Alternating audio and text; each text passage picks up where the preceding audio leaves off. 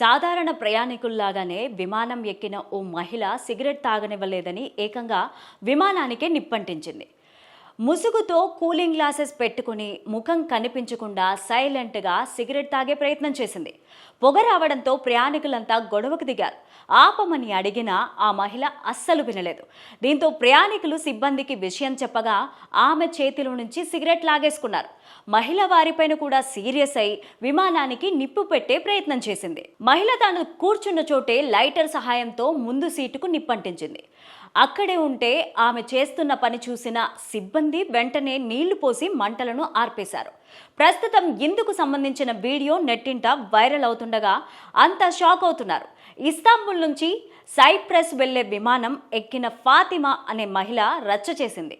Scarf కట్టుకొని cooling glasses పెట్టుకొని ముఖమంతా కనిపించకుండా జాగ్రత్త పడిన ఫాతిమా ఎవరు చూడకముందు తన బ్యాగ్లో నుంచి సిగరెట్ తీసి లైటర్తో అంటించింది. ఆ పైన 2 సార్లు తాగగానే గుప్పుమని పొగరాగా తోటి ప్రయాణికులు గుర్తించారు. శ్వాస ఆడట్లేదు, ఆపమంటూ అడిగారు. కానీ ఫాతిమా మాత్రం వారి మాట వినలేదు.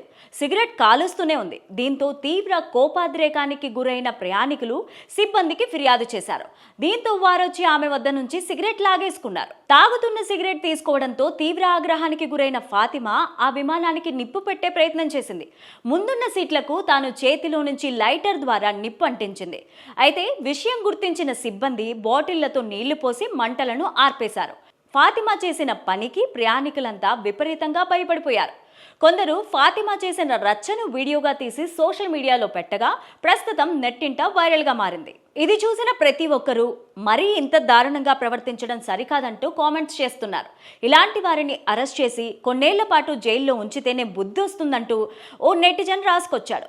ఇంతకీ ఆమెను పోలీసులకు అప్పగించారా లేదా అంటూ కామెంట్స్ రూపంలో మరికొంతమంది నెటిజన్లు ప్రశ్నిస్తున్నారు. అసలు విమానాశ్రయంలో ఇలాంటివి అనుమతించరు. భద్రత ఏమైందని కొంతమంది నిలదీస్తున్నారు.